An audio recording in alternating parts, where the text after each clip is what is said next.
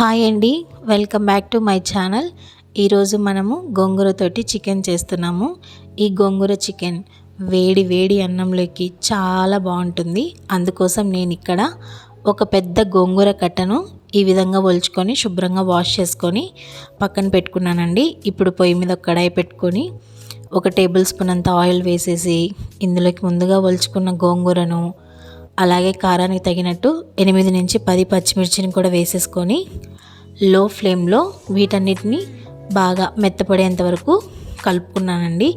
ఈ విధంగా గోంగూరనంతా కలుపుకున్నాక ఇందులోకి ఒక చిన్న టీ గ్లాస్ అంత వాటర్ కూడా యాడ్ చేసేసి ఒకసారిగా అంతా కలిపెట్టి మూత పెట్టి లో ఫ్లేమ్లో ఒక 5 నిమిషాలు ఉడికించుకోవాలండి. ఇప్పుడు మూత తీసేసి గోంగూర మొత్తం ఉడికిపోయి ఉంటుంది. ఈ ఉడికిపోయిన గోంగూరను మొత్తం మనము ఒక మిక్సర్ జార్లోకి ట్రాన్స్ఫర్ చేసుకోవాలండి. ఈ విధంగా ట్రాన్స్ఫర్ చేసుకున్న ఈ మిశ్రమాన్ని పూర్తిగా చల్లారనిచ్చి మిక్సీ పట్టి పక్కన ఉంచుకోవాలి. ఇప్పుడు పొయ్యి మీద వేరొక కడాయి పెట్టుకొని ఇందులోకి 4 నుంచి 5 టేబుల్ స్పూన్స్ అంత ఆయిల్ కూడా వేసేసుకొని ఒక చిన్న బిర్యానీ ఆకు, 4-5 లవంగ మొగ్గలు, అలాగే 3 యాలకులు, ఒక చిన్న దాల్చిన చెక్క, 1/2 టీ స్పూన్ జీలకర్ర కూడా వేసుకొని 1 నిమిషం పాటు వేయించుకున్నాక సన్నగా తరుక్కున్న 3 పెద్ద ఉల్లిపాయ ముక్కల్ని కూడా వేసేసి హై ఫ్లేమ్లో ఇవి రంగు మారేంత వరకు బాగా వేయించుకోవాలండి. ఇలా రంగు మారేందుకు మనం కొంచెం ఉప్పు కూడా వేసేసుకొని బాగా వేపుకుంటే త్వరగా రంగు మారుతాయి.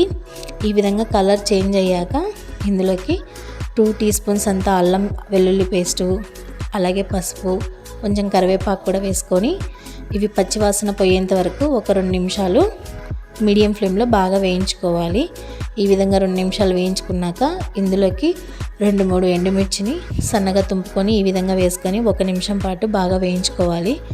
ఇప్పుడు ఇందులోకి శుభ్రం చేసి పెట్టుకున్న 1 కేజీ చికెన్ని ఇందులో వేసేసుకొని ఒక 5 నిమిషాల పాటు బాగా కలుపుకోవాలండి హై ఫ్లేమ్లో. ఈ విధంగా కలుపుకుంటుంటే ఈ ముక్క బాగా గట్టిపడుతుంది.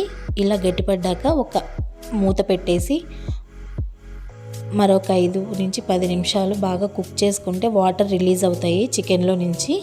ఈ విధంగా మళ్ళీ ఒకసారి అంతా కలిపెట్టుకొని ఇందులోకి రుచికి తగినట్టు ఉప్పు కూడా యాడ్ చేసుకొని మళ్ళీ ఒకసారి అంతా కలిపెట్టుకోవాలండి. మొత్తం కలిపెట్టుకున్నాక ఒక 2-3 నిమిషాలు లో ఫ్లేమ్లోనే బాగా కలిపెట్టుకోవాలండి. ఇప్పుడు కారానికి తగినట్టు 2 టీ స్పూన్స్ అంత కారం కూడా వేసేసుకొని లో ఫ్లేమ్లోనే మొత్తం బాగా ముక్కలకి కారం పట్టే విధంగా బాగా కలుపుకోవాలి. హై ఫ్లేమ్లో పెడితే కారం అడుగంటుతుందండి. ఈ విధంగా మళ్ళీ ఒకసారి మూత పెట్టేసి ఒక 5 నిమిషాలు ఉడికించుకున్నాక మళ్ళీ ఒకసారి అంతా కలిపెట్టేసి ఇందులోకి 2 టేబుల్ స్పూన్స్ అంత ధనియాల పొడి కూడా వేసేసుకొని మళ్ళీ ఒకసారి అంత బాగా కలిపెట్టుకోవాలండి. ఈ విధంగా మసాలా పొడులు ఏది వేసినా కూడా మంటని లో ఫ్లేమ్లోనే పెట్టుకోవాలి, లేకపోతే అడుగు పట్టేస్తుంది. ఈ విధంగా అంతా కలిపెట్టుకున్నాక ముందుగా మిక్సీ పట్టుకున్న గోంగూర పేస్ట్ని కూడా వేసేసి అంతా ముక్కలకి పట్టే విధంగా లో ఫ్లేమ్లో అంత బాగా కలిసేటట్టు కలుపుకోవాలండి. ఈ విధంగా అంతా కలుపుకున్నాక ఇందులోకి ఒక పెద్ద టమాటోను చిన్న చిన్న ముక్కలుగా కట్ చేసుకొని ఇందులో వేసేసుకొని ఈ టమాటో ముక్కల్ని కూడా అంతా మిక్స్ అయ్యే విధంగా బాగా కలుపుకోవాలి.